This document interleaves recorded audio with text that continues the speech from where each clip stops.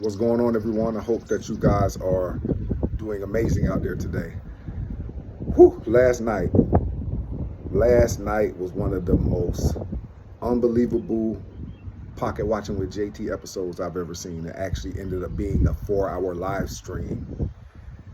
And I just wanted to review the video. So basically, a few years back, there were two influencers in the company Primerica, living the lifestyle that we all have become accustomed to. And unfortunately, it was a lifestyle that could not be maintained. And the wife took her husband's life, and then she took her own life, unfortunately, and left some children without both of their parents. So obviously that was a sad situation, and we could never make light of that kind of thing. So Pocket Watcher was gonna do a live stream. He had it planned.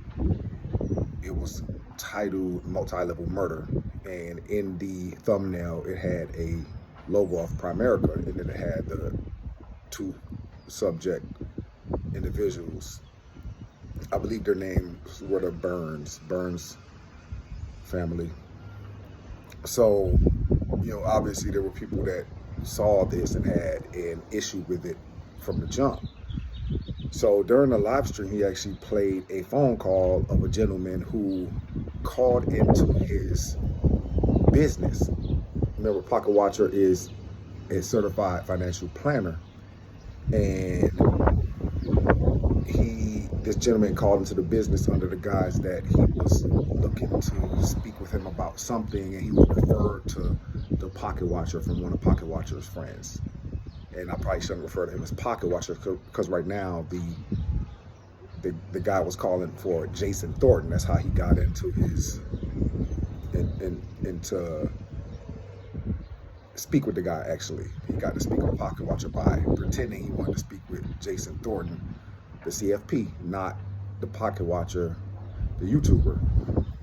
So he got back to Pocket Watcher, then he started just talking about the upcoming YouTube stream that he had a problem with, because the Burns' kids are hurting, and they have an issue with the upcoming live stream. But Pocket Watcher Jason Thornton made it clear, like, there has not been a video yet. Nobody knows what's going to be discussed because there hasn't been a video. So how can you have a problem with something that hasn't even been done?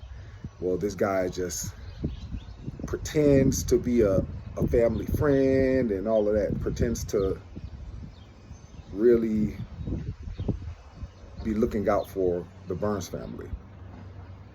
Well, they hang up. Pocket Watcher Googles the guy's information because he really wants to know who this guy is.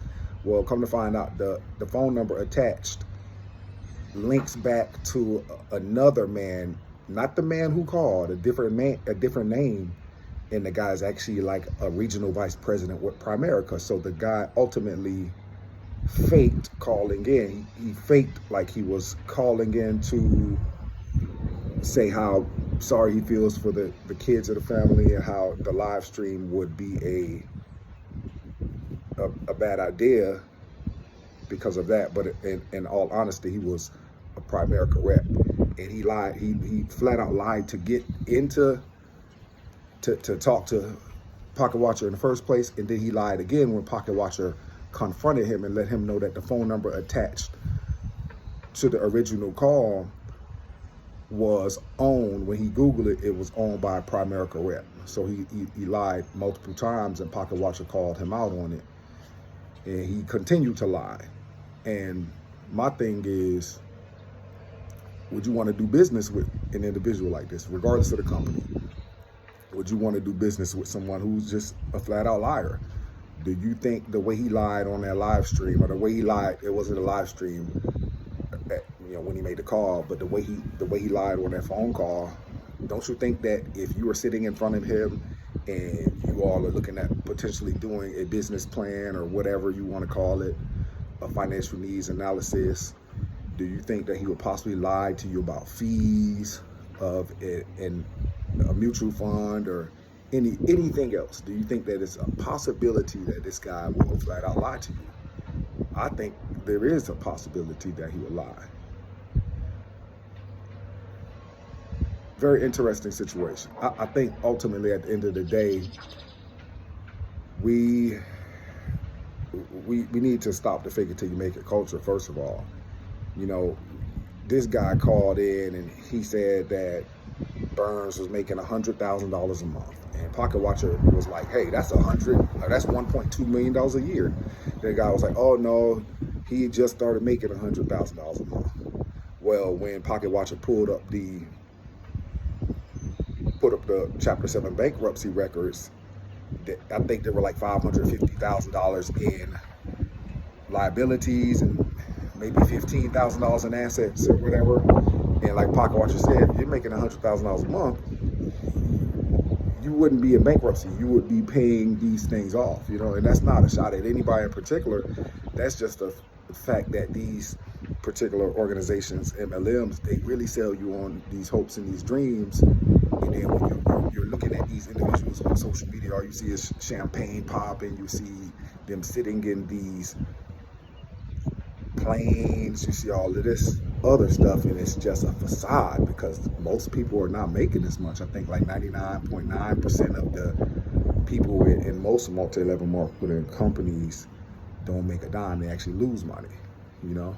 And you know, I was one of those guys, and this was way back in college. I shouldn't have been required to buy a life insurance policy to be a Primerica rep. I was 20 years old or whatever. I didn't have any dependents at the time. So had I died, there was nobody that needed my money. So why would I have a $50,000 or $100,000 life insurance policy? But you're told that in order to be a good representative of the organization, in order to sell the policies yourself, you should have one on yourself so that you'll be a good representation of the organization. And that's what you're told, you know. So I don't know. I'm not gonna be long-winded right now. Just, hey, please, I'm gonna leave the link to last night's live stream in the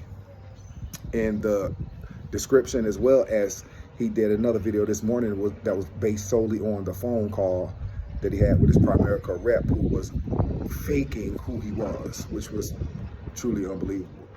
Hey, if you're a Primerica rep, hey, good luck with everything. I know that there are some out there who are successful. I have friends who are in the business, some that, yeah, you really don't know how well they're doing, because everybody's doing great. Everybody's doing extremely well. So you really don't know how well they're doing, but you get what I'm saying. Everybody says they're doing well, but you just don't know. But good luck with everything. Good luck to everybody. Whatever your path to wealth is, hopefully you're getting there slowly but surely. And just stay safe out there. All right? Hey, y'all take care. Have a good weekend.